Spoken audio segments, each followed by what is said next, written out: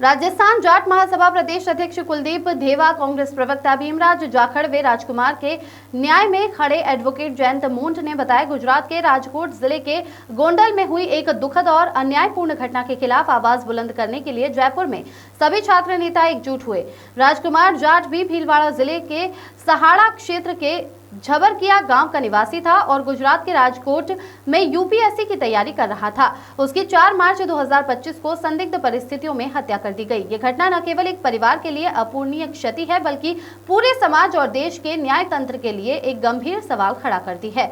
हमारी यही मांग है कि राजकुमार जाट हत्याकांड की जांच तत्काल प्रभाव से सीबीआई को सौंपी जाए।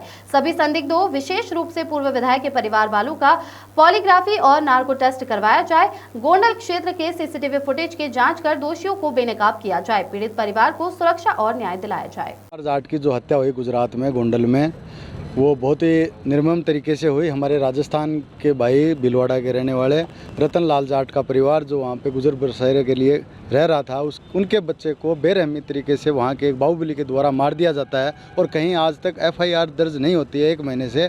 जिस प्रकार कि गुजरात की विधानसभा से लेकर राजस्थान की विधानसभा में और हमारी लोकसभा में कि प्रश्नकाल में ये मुद्दा उठ चुका है, वहाँ भी इसका आवाज़ गूंज उठी कि राजकुमार की न्यायिक सीबीआई जांच हो।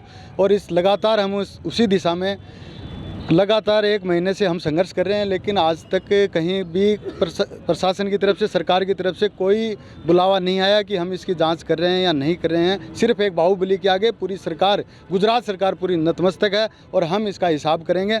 जब तक हमारे भाई को न्याय नहीं मिलेगा, हम इसकी लड़ाई रोड से लेकर विधानसभा से लेकर लोकसभा तक लड़ेंगे, चाहे हमें इसके लिए कुछ भी करना पड़े। हम हर सदन, हर विधायक, हर मंत्री जो भी होगा इसमें उसको घेरेंगे और अपने न्याय लेके रहेंगे। अंग्रेज भी नहीं रहे थे, अंग्रेज़ों ने भी कहा था कि हम नहीं जाएंगे। कैसे गए थे? कुर्बानी देनी पड़ती है जब सरकार और बाहुबली मानते हैं। हम तो इतना कहना चाहते हैं, ये हमारा अभी जो जिस लड़ाई में भाग ले रहे हैं उनका सीजन चल रहा है। प्याज भी निकल गया और गेहूँ भी निकल गए हैं और ट्रैक्टरों में भर के आएंगे, यहीं पोएंगे, यहीं खाएंगे। सरकारें भी झुकी है, तानाशाही भी झुकेगी, हमें झुकाना भी आता है, पहले भी झुकाए और भी झुका देंगे। जब हल छोड़ के खेतों से निकलेंगे तो इन सरकारें अच्छे तानाशाहों को हमने झुकाया, हम झुकाना जानते अच्छी तरह, कोई बड़ी बात नहीं। ठीक है, आज राजकुमार का हत्या हुई है तो एक सिख खेड़ा की बुक थी, उसमें कहा था कि अत्याचार हो रहा है, पड़ोसी को नींद आ रही है तो अगला नंबर आपका है, तो वो सही साबित हो रहा है। और ऐसे हम इस राजकुमार को न्याय दिलाएंगे, चाहे हमें कोई हद तक जाना पड़े और चाहे जेलों की हवाएं खानी पड़े, मुकदमे खाने चाहे लाठियाँ खानी पड़े, कोई चिंता का घबराने की जरूरत है। और ये सरकार और ये तानाशाही बड़े ढंग से सुन ले कि हम पीछे हटने वाले नहीं हैं और न झुकेंगे और न पीछे हटेंगे। आगे हम न्यायपालिका से लेके सदन तक तो लड़ाई हमारी जारी है, आगे सड़कों पे लड़ाई लड़ेंगे। अभी हम राजस्थान के अभी तक 25 विधायक, 4 सांसद, 4 मंत्री, एक पूर्व राज्यपाल इस आंदोलन के अंदर कूद चुके हैं और भी बाकी विधायकों को जगाएंगे। पूरे प्रदेश के अंदर, पूरे देश के अंदर जहाँ जहाँ हमारे समाज के लोग हैं और अन्य जो राजस्थानी समाज को जो नेतृत्व करने वाले जितने भी लोग हैं, उन सारों तक हमारी बात पहुँचाएँगे। बिहार में चुनाव है, चाहे बिहार जाना पड़े, चाहे हमें गांधी नगर जाके विधानसभा घेराव करना पड़े, चाहे जंतर मंतर जाना पड़े, वहाँ हम लोग जाएंगे। आज एक राजकुमार को मारा, अगली बार उसको चैलेंज करेंगे, उसके गोंडल में जाएंगे और उससे पूछें तो कितने लोगों को मारेगा। एक दिन गोंडल में ज़रूर जाएंगे और उसके जो किले महल हैं उनको ध्वस्त करेंगे, उसके टेरर को ख़त्म करेंगे।